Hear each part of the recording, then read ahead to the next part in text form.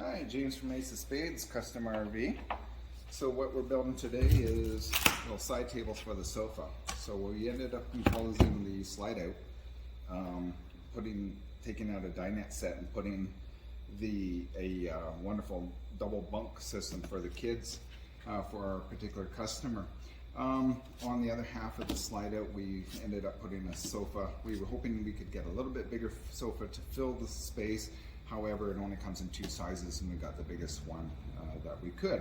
So now we've got the problem of about 7 inches on each side, and it kind of just looks like it's just sitting there, like it was stuffed in there, and it doesn't really have that full purpose in my eyes, and from a design point of view. So what I decided was to build these little side shelves. Very basic, just quick and easy, and yet it has a big impact. This laminate that we have is actually matching the bar top trailer, or the bar top inside. In lieu of that dinette seating that we got rid of, we're putting in a bar, which you'll see later as we go along the project. So this is just a plastic laminate on a very lightweight plywood, very sturdy, very strong. I could do a nice edge with the same laminate. There's nothing wrong with that. That's very traditional. However, I always like to push the envelope a little bit and be a little creative. The nice thing is my client did give me full creative rights to his coach, which I do appreciate. It just lets me go wild and basically do what I'm trained to do. So what we're doing is we're using a bendable plywood. It comes by many different names. I refer to it as wiggle wood because it does wiggle. And what we're going to do is actually put some foam on here as well as vinyl. I'm using a lot of vinyl on this coach. We made our own wall panels for the slide out, wrapped it in vinyl. We have different vinyls, and it just gives a smoother, cleaner look rather than the RV paneling that is always stock inside these units. So it updates it, it gives it a cleaner, fresher look. Cost effectively, the vinyl is inexpensive, looks good, not too hard to work with, and the overall effect is just dynamite. So you can do oak or wood paneling, stain it, clear coat it, install it, and so forth. I just like the vinyl. It just has a different feel to it, and it's a warmer look too. So sometimes I'll do the vinyl on a flat surface, glue it so it's flat. Sometimes I'll use a high density foam. Sometimes I'll use a medium density foam, whether I want it to have a bit of shape. And the foam just gives it a little bit softer look, and also when if you were to hit it, it's going to give you some like a little bumper. Yeah, so that's what we're going to do on this, and enough talking, let's get going. All right, I'm going to trim this out.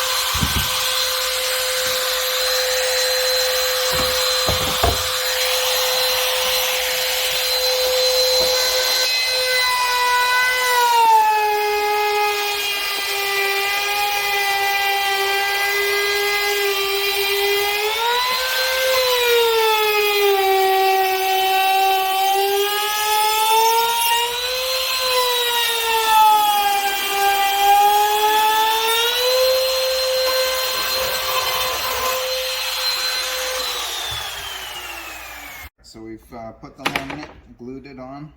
We use a high pressure, high temperature industrial contact cement, not the residential stuff you get at the big box store. So I've cut out my wiggle wood, bendable plywood, and I have high density foam here. So you'll see how we put this together, and let's go at it.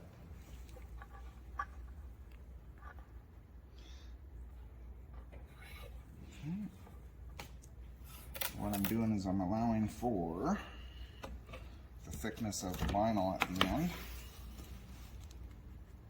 Now when I'm doing this, I don't really get approval from customers and so forth. It's just, one, I don't have that kind of time, and my customers do trust me, and that's, you know, I do appreciate that, and it just makes for, you know, smoother, quicker production time and so forth. So it's nice, you know, if you find a customizer that you like and trust, it is important just to let them do their thing. You know, they've been doing this for a long time. I've been doing this for 22 years. I enjoy it some days, other days not so muchy. That goes, you know, with anything in life. So anyway, here we go. We're going to continue on. When I do design something, I see it in my head first. I think it equates back to the days of Lego. You'll hear me say that quite a bit. You know, and playing with Lego as a kid, you picture it in your head. You know, first of all, you can follow the instructions that they give you, but a lot of it's creativity, and that's, here I am 50 years old and still having fun. It's like playing with Lego, just adult, you know, grown-up toys. All right.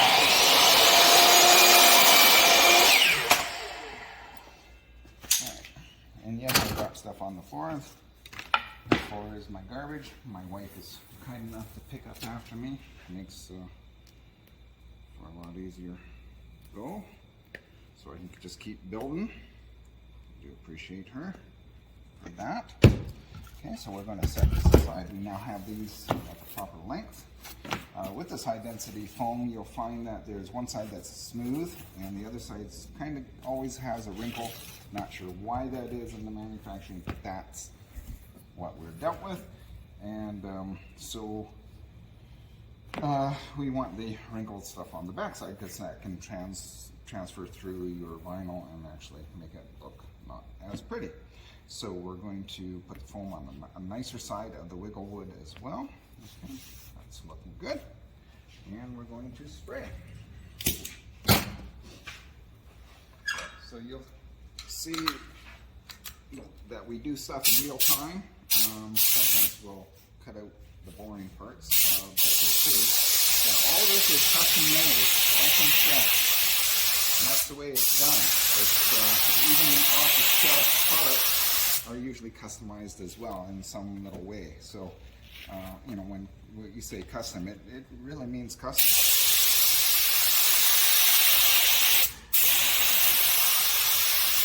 The thing with customizers is we are unicorns in the industry as much as the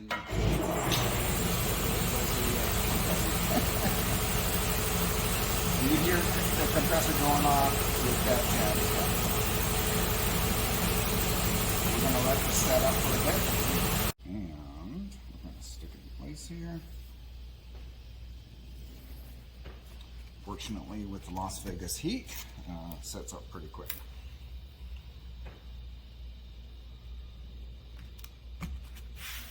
Okay, take our trusty razor blade, just rough it out for now.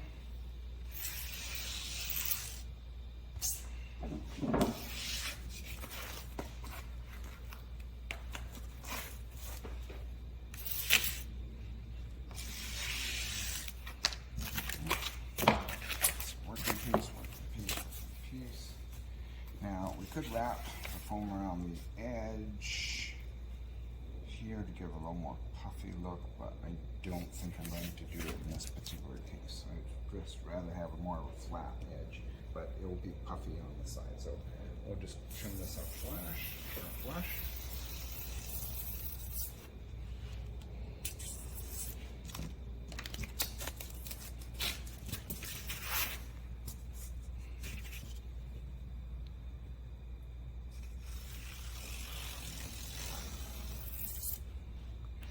Probably other ways to do this. I don't know, this works for me. I'm all self-taught. I did go to trade school, but they don't teach us stuff like this. So I've just always had this ability since the time I was young, just to go and build stuff. I'm very blessed. So The reason I ended up getting into custom work is because I do have this sort of talent, we'll call it, and ability, and it's a waste if you don't use it. So I love helping customers out. That's one of the fun parts about the job. Even when things aren't going good, it's fun seeing the customers surprised. So, and let's get some vinyl. You can show me getting vinyl. Brown. I'll talk about in the videos too about how to, with the design process and building a storyboard, and we'll go through lots of good stuff. Really give you a good insight of what the industry is all about, what our part of the industry is. And I think it's something that people don't fully understand, and some people do appreciate it, others don't. So, you know, it just helps when you know, you'll appreciate things a lot more. So, and why customizing is kind of expensive. I mean, it's no joke. Things are custom built, so all from scratch. So, you know, there's time involved, and time equates to money, and that's how it all works, right? My job is to do things as quickly as possible so that the customer gets the most bang for their buck. So as far as vinyls go, there's all different kinds. We like the marine vinyls. I like vinyls that feel good, that have some stretch to it as well. So some vinyls have no stretch. This has like a two-way stretch there, and you see it doesn't stretch as much that way as it does that way. So this would be more like a two-way stretch. There are silicone-based vinyls coming out on the market. They're really stretchy. They're four-way, and they're cool. So I haven't worked with it yet, but it's in the works. I'm going to try and integrate those. So while we're doing these cool little edge trim panels, there are two other panels in the customer's coach that are ugly, RV. We're smacking the ugly out of this coach. So yes, we're going to just recover these because we can, and we will. So we'll just do this here.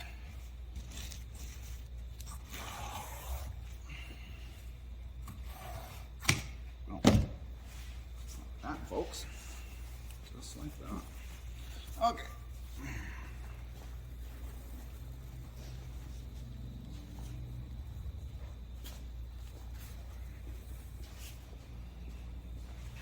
Okay, so we're going to take that.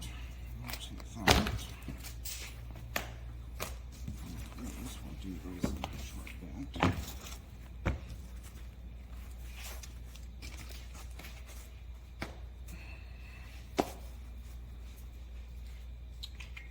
Horse brush. Great for cleaning off debris that can get stuck to the back side, to the fabric-y side. It's almost like Velcro, kind of, when it comes time to sawdust and other bits of stuff that are in the shape. So I found a horse brush works really well for that. Okay. I'm just going to blow this off real quick.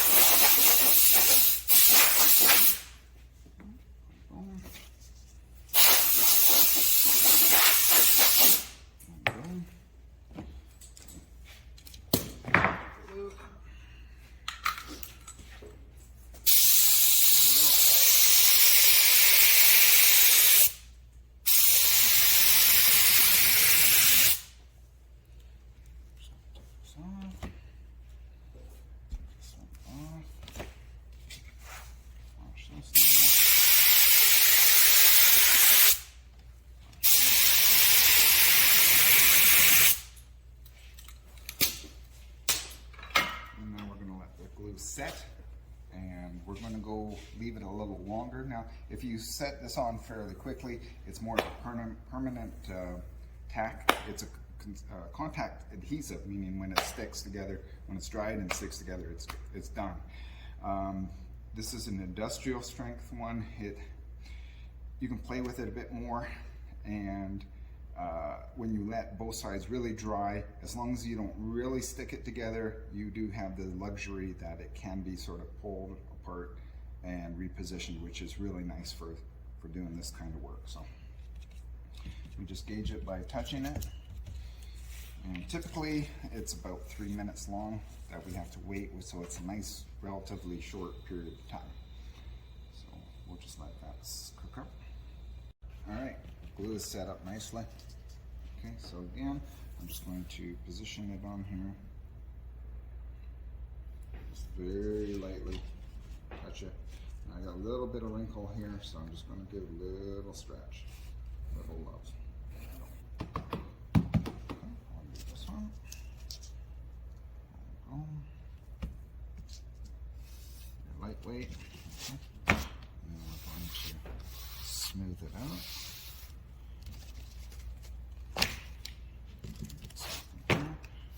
Smooth it out. Just remember, smoothing out, start from the center and work your way out. Otherwise, you can trap any air bubbles that could potentially be in there. Okay, so back here again. Go back to glue.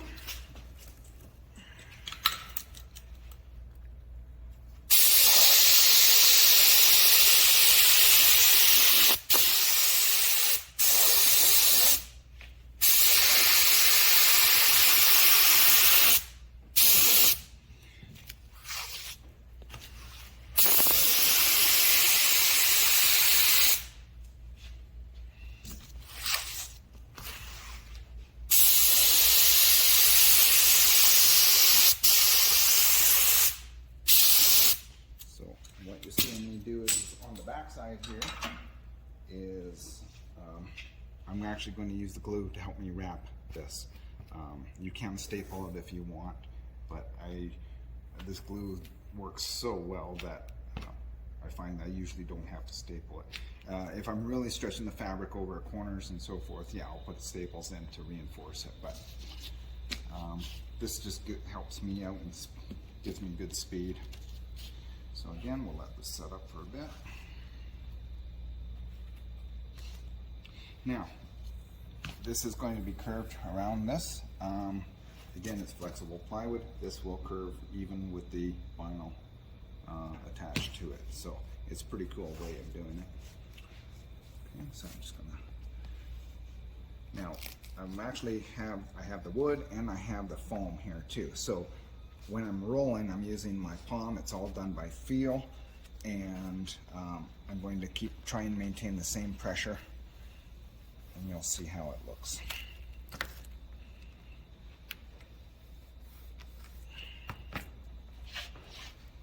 Now, I didn't wait as long, so this is going to be more permanent.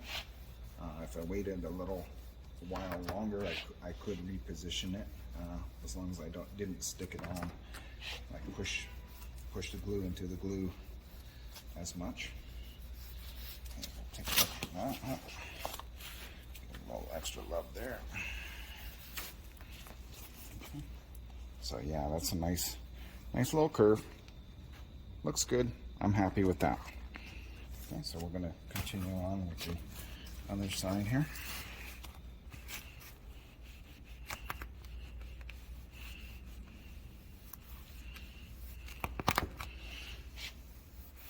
So with my palm, I'm just sort of rolling the fabric around the plywood in foam form.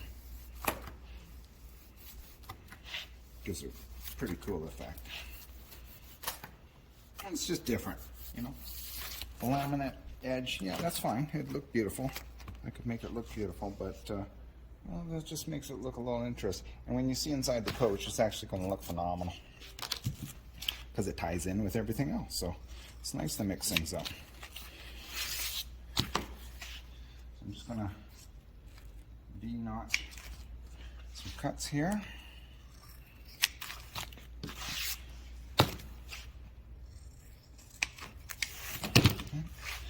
And then I'm going to roll this over the edge.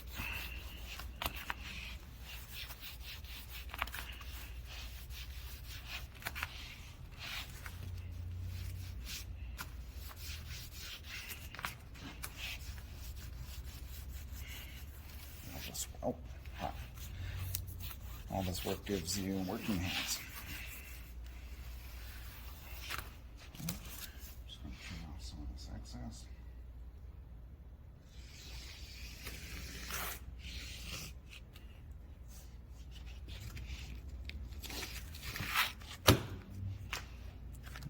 Hold this bone.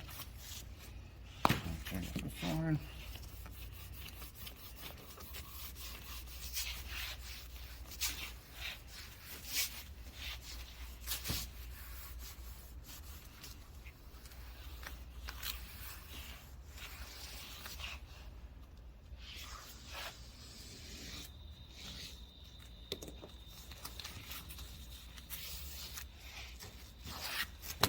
Again, you can see that the glue I was able to pull it up. Now, if I stick that really down like that, well, now it does not want. It's grabbing. So you can see just how the actual glue works. It's pretty cool. I do love it. Just rolling this around. Okay, and I'm gonna feel. I need some glasses because I'm getting older. Grabbing my glasses a lot. I'm still getting used to it, folks. I'm fighting it every day, but it's winning. I just do not like my glasses.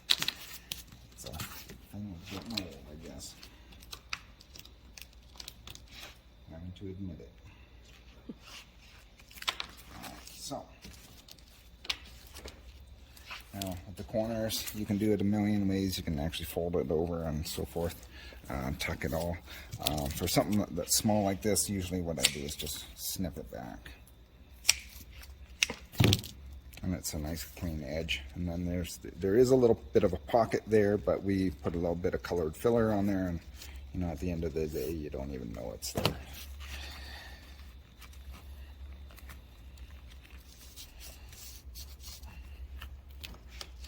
I do like doing upholstery myself. I do have a fantastic upholsterer here in Vegas, and he does anything that involves sewing, and he's just phenomenal. I do all the other upholstery work, which we call soft trim. That's the technical name for all this. It's soft trim. It's all the trim pieces. And I do enjoy doing it. It is a little relaxing at times. Not too stressful. And if you make a mistake, it's not too big of a deal. It's easily fixable. So I'm just looking to pick the best corner. Yeah, I think we're good there. So now you'll see this curve. Now we can actually, that cracking you hear is the plywood. We're going to go this side actually. So you can see that even with all that foam and the vinyl on there, it still bends and curves. Isn't that cool? I didn't have to muss and fuss with that. So we'll be attaching this with some glue as well as some micro pin nails. And it's basically the glue that keeps it held on there till the glue, or the pin nails just help keep it on there till the glue dries. So you'll see it's just slightly proud of that. Is where we'll be finally putting it, and man, it's gonna look sharp. Gonna look sharp, boys and girls.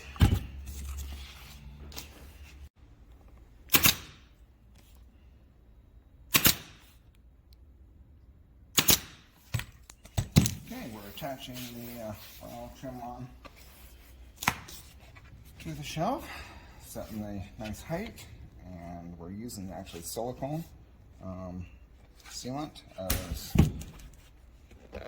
an adhesive on this, and we're just taking 1-inch micro pin brads. Just going to clean off a little bit of glue that I got on there, which is sometimes unavoidable. Always looking for stuff.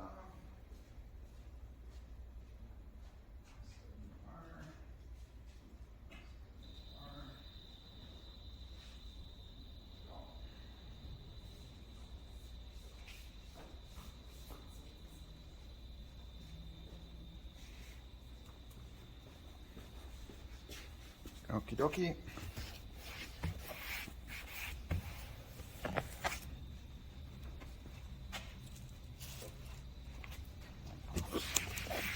Access.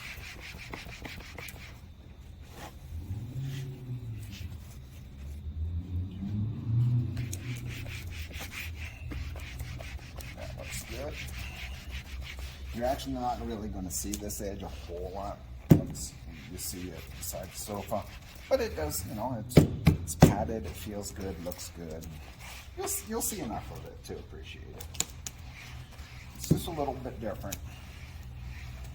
The valances above this are the same vinyl, so you know it gets to be matchy-matchy, which is always nice.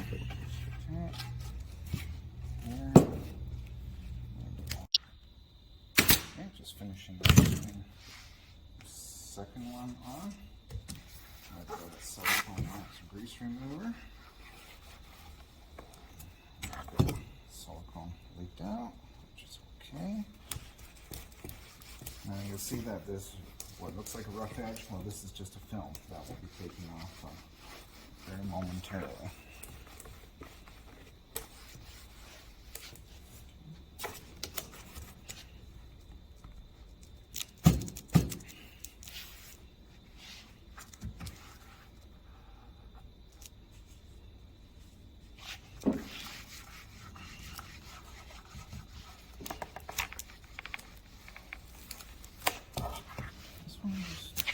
Needs a little extra love here.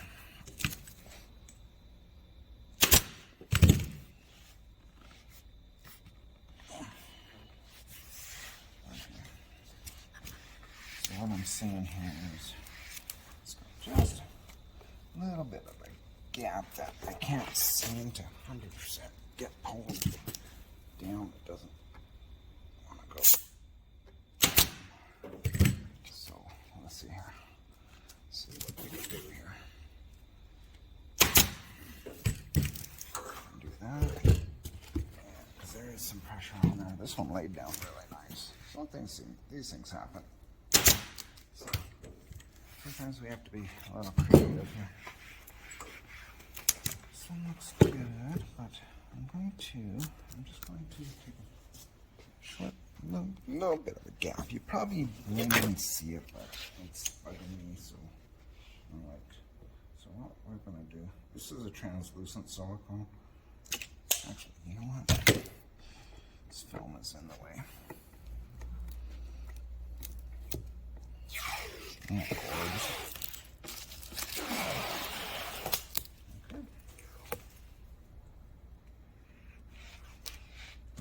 So just a little tiny gap. You might not even see it, but you know what? We're here. We've got some silicone. So what we're going to do is just fit it in here. And it just helps bridge the gap and fills it. It's not a big deal. It's ugly now, but we clean it up. Okay, now we're going to use some silicone wax and grease remover. Clean up the excess here.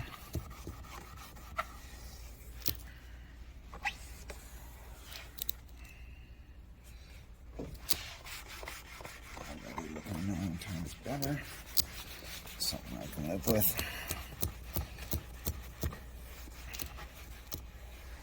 I'd rather be the one to stress out over the look of it versus a customer. So that's why we always do as high quality as we can, and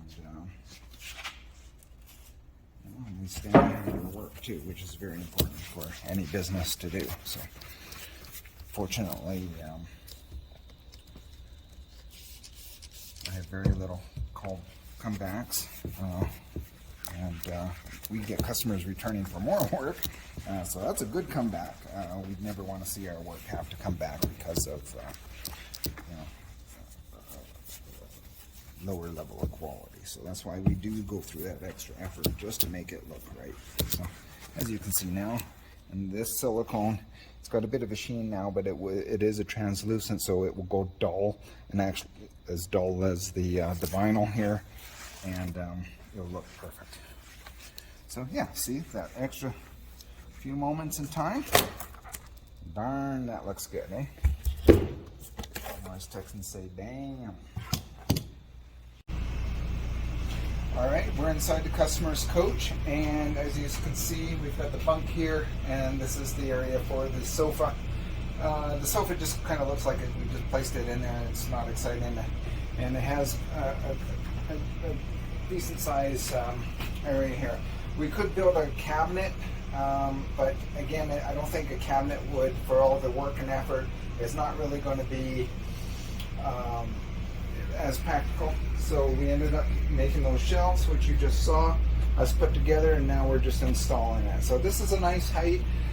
When I go and do any work, I always think of perspective. And this has a nice look to it. So anyway, to make the anything and we install inside a coach, we don't really use a level because the coaches aren't level. I could probably spend a lot of time trying to level out the coach and so forth. It's just not worth it to me. So what we use, I call a story stick, and it just basically gets mounted here, and then that way anywhere I can place this anywhere in position with this shelf, and it will be the correct height level to the floor. So here we go. We're just going to put more screws in underneath. Isn't that gorgeous? The color, you know, it matches here. It matches the valances. It complements the sofa fabric really nicely, and then this laminate matches the bar top. So it's all cohesive, and we love that word around here. Of course, we have to drop screws many times. That's just part and parcel of the whole thing.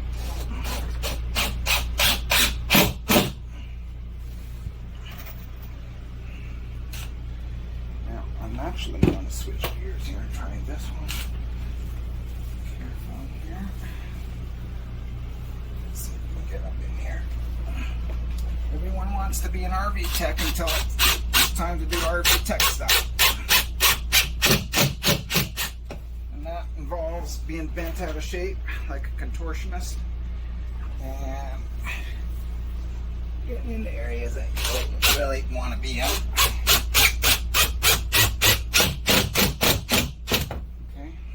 We're just sucking this wall up. It's a panel. This is that vinyl panel I was talking about.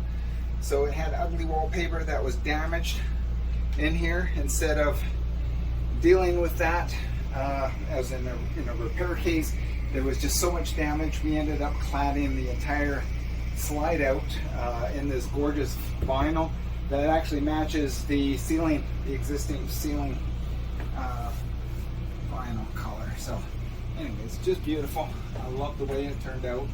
I'm pretty sure my customers are going to be happy too. And that's at the end of the day, that's all that matters.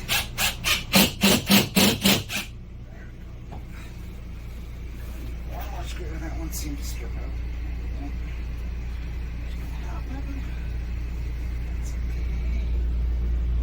Gotta deal with that.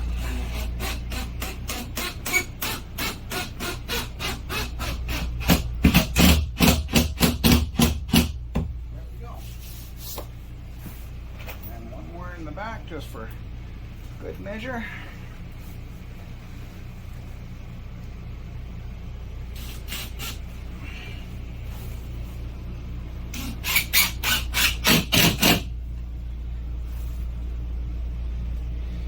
And she's good and strong. She's pretty good.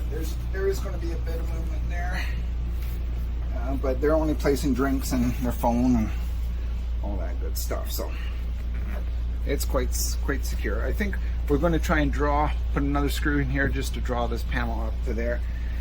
Sometimes things won't move the way we want. There's a little gap, so we can't always put a bead of translucent silicone in there. It's a gap filler and makes it look all pretty, but that's a last resort thing. So we try and make it as perfect as we can and then deal with the consequences. So here we are.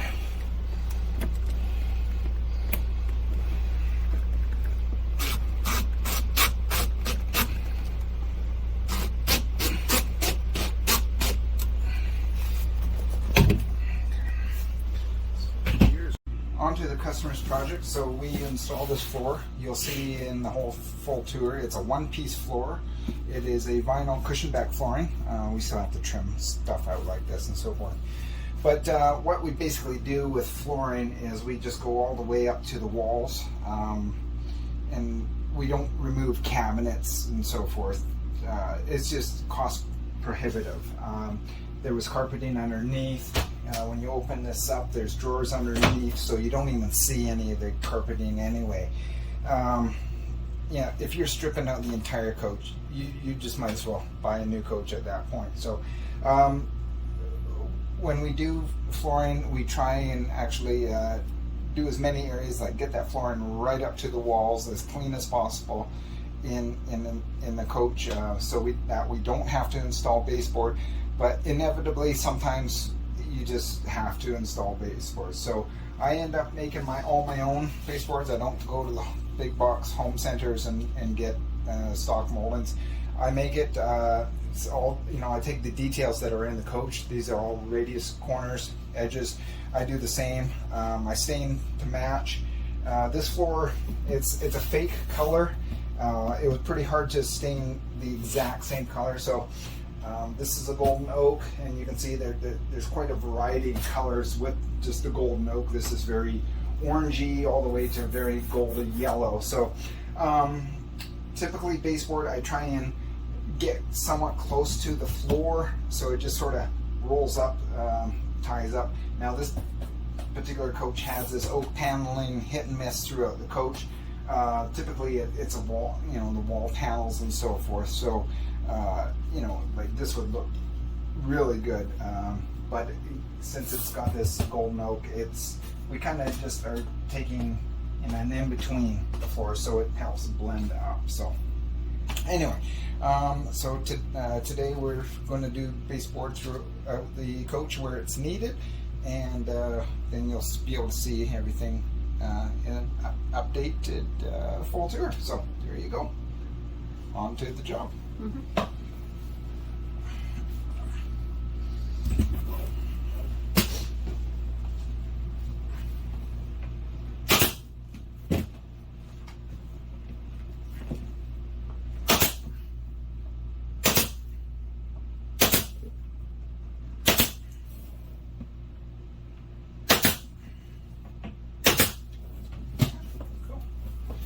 A million cuts later, and we'll have it done. If I can find my piece of wood that I have. There, it's right here. Okay, we left it, and off to cut. That's where it's going to be.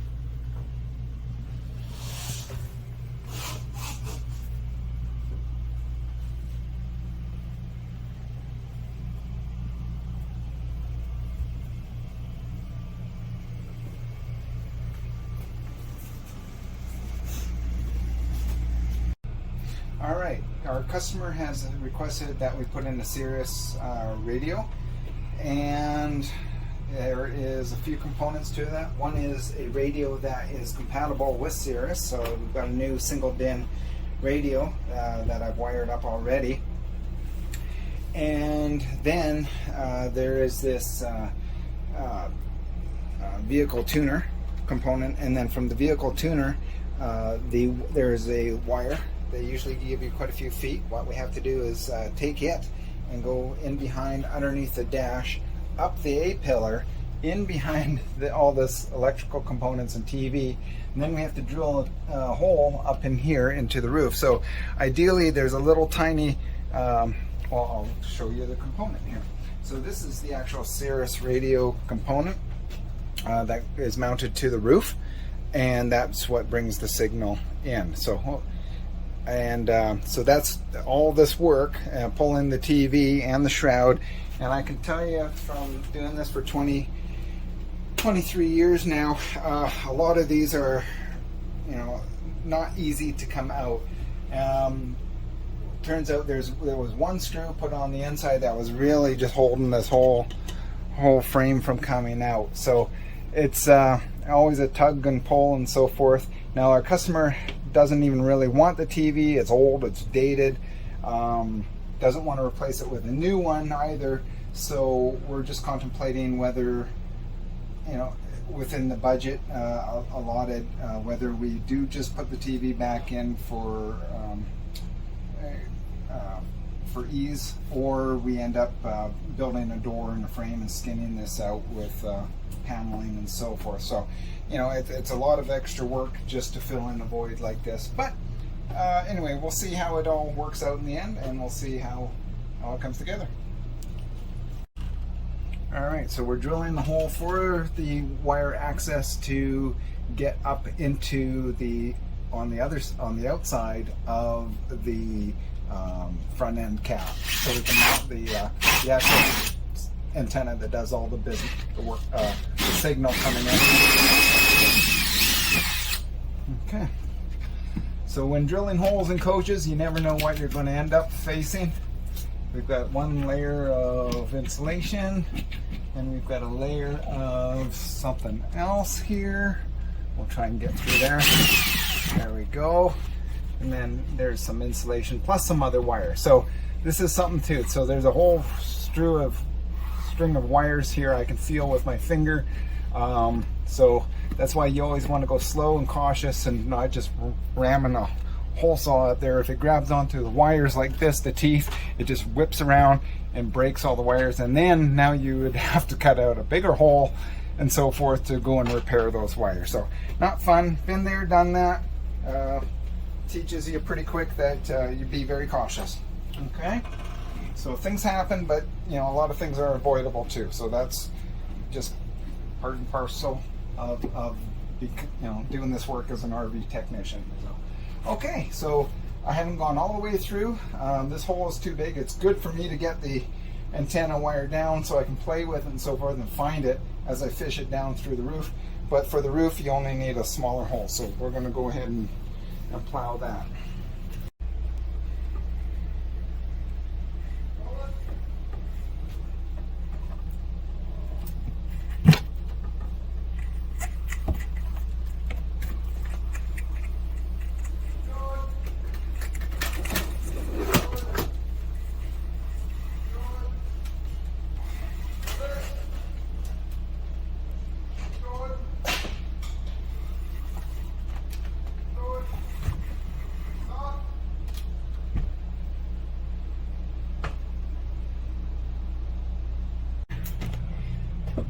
All right, more fun.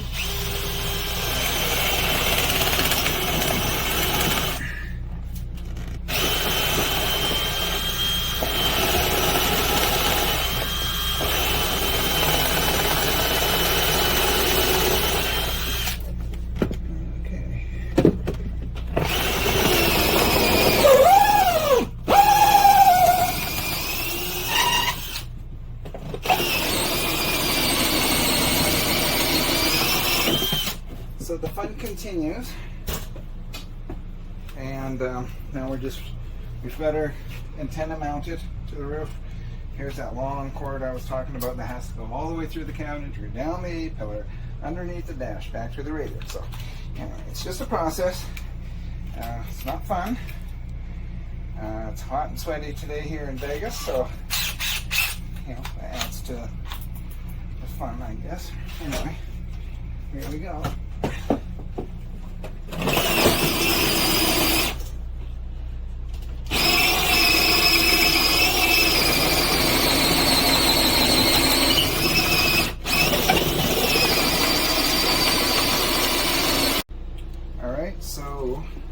What we ended up doing is getting our wire, which you see there, all the way over down the A-pillar. Now, unfortunately, how they hook the dash up to the A-pillar, usually there's a gap or a hole where wires go through. This one's sealed up tighter than a drum. I tried to drill a hole beside so it would still be hidden by the cover for the A-pillar, hitting metal brackets. And this is such a fine, delicate antenna wire. I just didn't want to, you know, that wasn't going to be a great option. Looked at going through the foam padding of the dash. It too is just so anchored like crazy. Just looked at every scenario that I could possibly think of running the wire. It wasn't going to happen. It wasn't going to happen easily. So in the very rare circumstances, sometimes we just have to overlay the little wire over the dash. And in this particular case, that's what we ended up doing. It's just, you know, it's in the grand scheme of things, there's, you know, black hardware and so forth, and when you're in the driver's seat, you're barely going to see that anyway. You know, it's regrettable. Sometimes you just have to go with the flow, and that's just what we did. So you know, we could try and cover it up with a little patch of vinyl and so forth, but I think it's such a small wire, we're just going to let that go. Okay, so we've got the vehicle tuner. We've got our antenna wire from the roof installed, sealed up against the elements.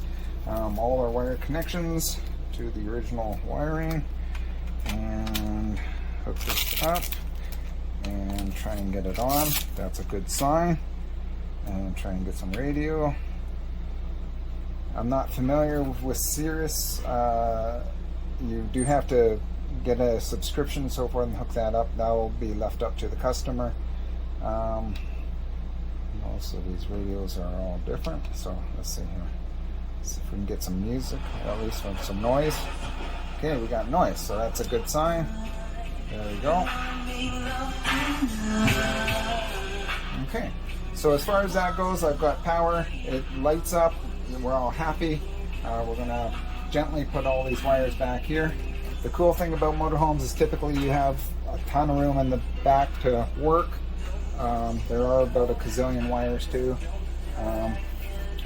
But anyway, just gently feed this all back in the best we can.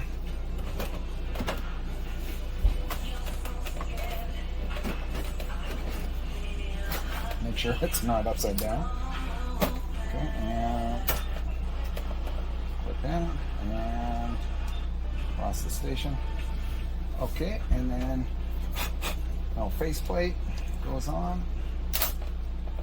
Love it. It's all secure. There should be an eject button. That I think is for the CD. This little button, there we go. Okay, so there, hook it in, plug it in, lights up, life is good. So we'll leave the customer up to registering the Sirius so he can get the signal and he can pay his subscription fee and so forth. So anyway, this is still off because we've got some lower sections of the dash to go in, and we'll just button up the wiring. We're going to make, the customer didn't want the TV anyway, so we'll just go the extra mile here and make this look pretty. So continuing on.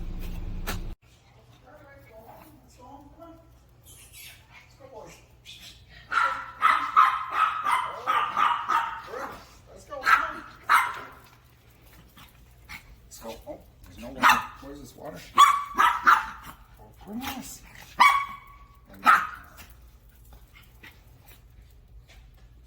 Hey, welcome back. James from Ace of Spades, Custom RV.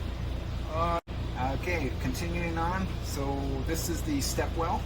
Okay, we are, these are always a bit of a living nightmare for me. It's just there's a lot of components. There's a hinge part, the track part. Now, when I do floors, I actually make my own transition strips and moldings around the step well. I typically do it out of wood and try and stain it to match. Now, this particular stain this color is pretty fake. It's a fake color. So I tried, and it wasn't just going to come out. It's a really washed out brown. It's really weird. But anyway, I did this color. It came out like this. I think it actually complements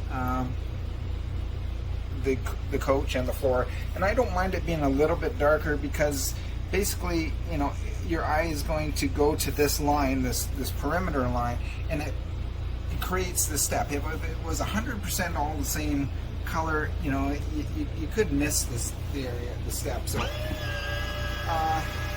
I'm just going to move this up. Now, by doing my own strip, I've added actually a 1/4 inch and a 1/4 inch on each side, because that's how thick it is. So we actually had to shorten this down. Now, fortunately, on this coach, the hinge, there was a big gap between the two panels that bifold. And so I was able to shorten it up and make it all work. Another thing with this coach, what it originally had was a huge angled platform here. It just, which covers up the mechanism for the shock here, the actuator arm. So I hate that. Basically you just have this little stepwell area. Hi, hound dog. And so what I did was I actually made my own block here, and I like curves. You'll see throughout the whole coach when we do a tour, curves. This 1/4 round curve is throughout the coach on all the moldings. So we just take that and keep running with it. So I ended up making this. It's literally half the size. I wrapped it in the same flooring, and it looks a lot better. It's a lot, you have so much more room here to step. So I think customers are going to love that and appreciate that. Now, another thing is I'm going to start cutting out the floor for this. We're putting the same flooring on top, so it's all matchy-matchy, and I go that extra mile. When I do these platforms, I actually line up the floor pattern so it's exact to the floor that's existing. So anyway, that's where we're at, and we're keeping going. Thank you. This is the main entry door. We're recovered. What we did was we took off the old panel. The old panel was more of this kind of a icky peachy brown color, kind of a bit like the dash, but being that it only comes up to this yellow line, it was kind of an eyesore, and it's just not it looks dull and dingy. The dash is fine. The dash holds its own, and it actually all ties in, but the door just seems sort of out there. So we're trying to make this lighter, brighter feeling, and so we just took the existing panel, just recovered it with a nicer, lighter vinyl that actually matches the same colors that we're using throughout the coach. It has just body mount clips that it's held on to, but in addition to that, it has tape around the perimeter for a little extra measure as well. So these clips aren't always the greatest. They work, but it's nice to have the tape around. So this tape that we use is called, when you get 50, you start forgetting the odd thing. It's Glazer's tape. There we go. Redeem myself. Okay, so it's Glazer's tape, and we're just simply applying it on here. Need some glasses so I can see what the heck I'm doing. Anyone older than 50 can relate.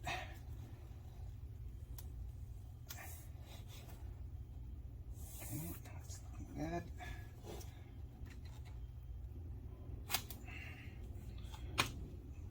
Like that. Nice job on the ends here. So it's all beautiful. You actually don't see a whole lot of this if almost any. But again, just like anything, you want to do a really good job. Make sure that that's up there, which it is.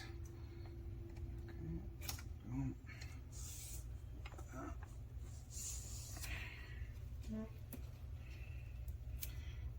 Now, a lot of the products, when you're renovating a coach and so forth like that, unfortunately for those who want to do this themselves, you're more than welcome to. We use industrial products made for, you know, the RV industry, as well as commercial products, and you know, they're not accessible at the big box home stores. You know, we use better glues, better products, and so you know, if you're going to do this yourself, it'll be a little tougher for you to source out the good products, but they are out there. Small tidbit there. Line this up perfectly.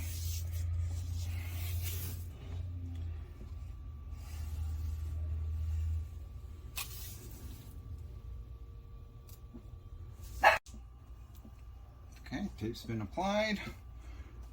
One of the trickiest things is just getting the backer off. So this is a double-sided tape. The reason we use glazer's tape is it's quite aggressive, and it comes in either a white colored tape and the colors throughout the tape, or it comes in black. You can actually get it on Amazon if you dig around, and the price is not too bad. And it works great. There are products as well called 3M, like the VHB, which stands for vertical hold bond, and that's a pretty good tape as well. A lot of manufacturers use it structurally for attaching the cargo trailers. They'll use it to stick on the aluminum sidewalls. Works good. It has to be very clean surface for that to work. The VHB, quite pricey. Glazer's tape is more economical, and you know, does a great job. So you can save a little bit of money. The only tricky part is getting it started. So you, and that's how good this stuff sticks. I mean, this is just a backer. And look how good that sticks. So there you go. Helps to have good eyes too. All right. Oh, there we go. Okie dokie. Just like magic, here's our new panel. Okay, so we'll just start at the top. See it here. Sticking in those body panels, the clips, lining them up. A love tap. A love tap.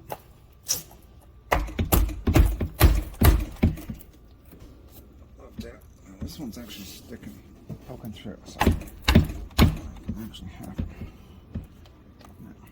Oh, so this one is actually, see, it's shifted on me, so. And that's why I put this yellow piece of tape here to help guide where it's supposed to live.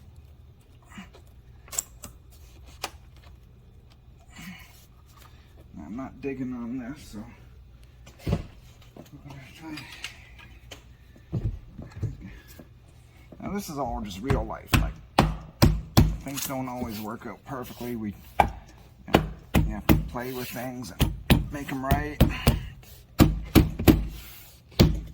We're dealing with a 20-year-old coach too. I mean, you gotta be realistic that, you know, when we receive this coach, it's far from perfect, and that's the reality. So we try and make it as perfect as we can, but you know, in the back of your mind, we're not building a Rolls Royce, and it will never be a Rolls Royce unless you want to throw Rolls Royce money into it. And I'm not made out of money. Not a whole lot of people are, so you know, you just sometimes you have to compromise a tiny bit.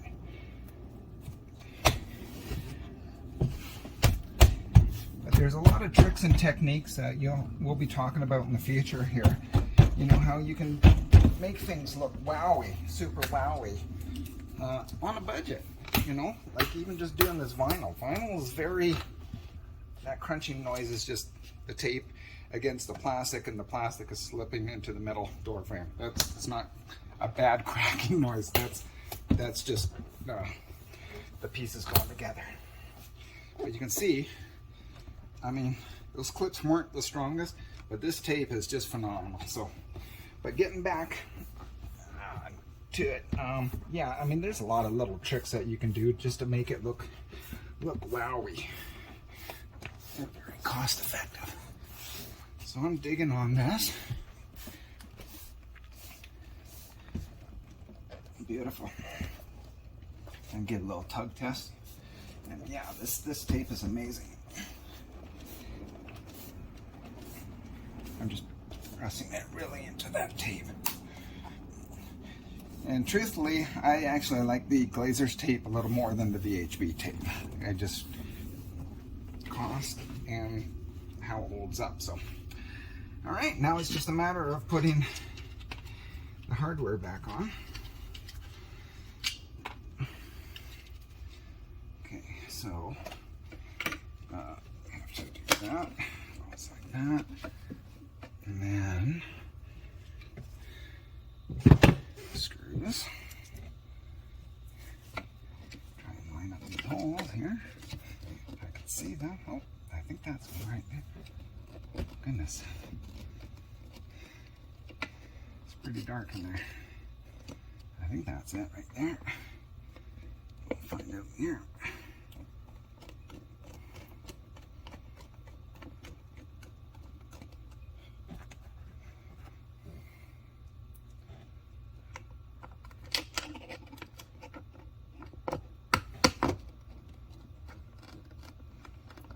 Looks like it's good.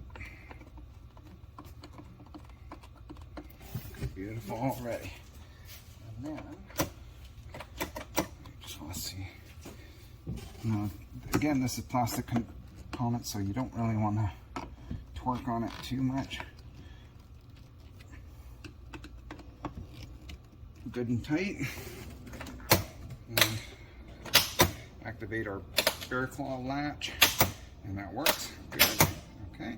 And then, as if it was locked, there we go. Unlock it.